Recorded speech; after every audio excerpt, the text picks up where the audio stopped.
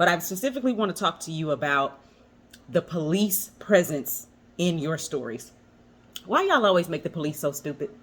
Rap with me while I'm having my morning juice. I am Shannan Johnson, CEO of The Professional Pen, where we develop screenwriters from idea to pitch. Need help with your screenplay? Hit www.theprofessionalpen.com. Okay, so I'm rewatching Breaking Bad. Lies, child. I'm not rewatching, I'm watching. I was a performing artist during the time that it was out, a touring artist actually.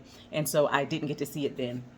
And I finally had a chance to come back and just pay attention, and I'm locked in, right? So I'm on my way into season 5.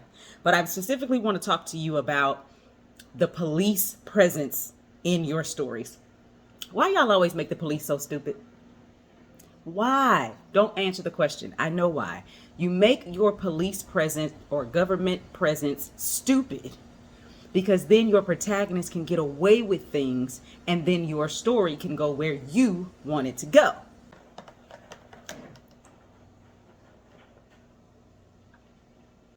But what I want you to understand is when you do that, when your police presence or your authority presence is stupid, then they don't pose an actual threat.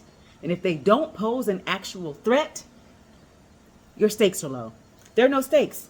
I know they're not going to get arrested. I know they're not going to go to jail. I know they're not going to get killed. Why? Because the police presence is dumb. They can't follow the clues. They're 10 steps behind. They're missing everything at every turn. So what Breaking Bad does very well, amongst other things, is Hank is not stupid. Hank is on top of it. Hank knows what's going down. Even when other people are saying to him, oh, it can't be that, it can't be that, it can't be that, right? Now, because Hank is so smart, it forces the protagonist, therefore the writers, to have to figure out how to outsmart him.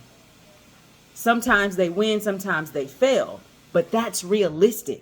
Now there are high stakes. We actually believe our protagonists, Mr. White and Mr. Pinkman, might actually get caught. And sometimes they get caught. And then they have to figure out how to get out of it. Your entire job as a screenwriter is to put people in situations they have to figure out how to get out of, not to just make it easy for them along the way.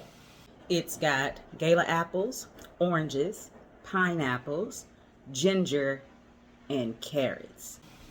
Okay, so what's the lesson for today? The lesson for today is your source of authority, whether that's the police, the DEA, the lawyers, the government, whoever it is that's up against your protagonist. Now, in this particular case of Breaking Bad, there are good guys and bad guys on both sides. Hank is a good guy, but Hank is on the opposite side of Mr. White. So that's his antagonist, whether we like it or not. That's his brother-in-law, sure, but that's his antagonist. You know what I mean? Because he's in the way.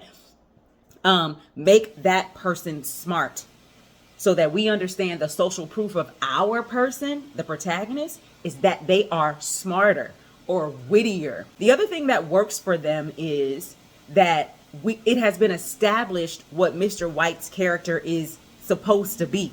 Right? Who he was before he got diagnosed with cancer and before he got into the drug game. And who he was is so opposite of who he is that his own brother-in-law would never look in that direction. So that gives Mr. White options to kind of move around and outsmart Hank, right?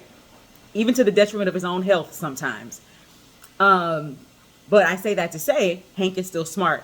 And Hank is he's not 10 steps behind. He's 2 steps behind, right? So that makes a difference. Okay. Happy writing. The Professional Pen. The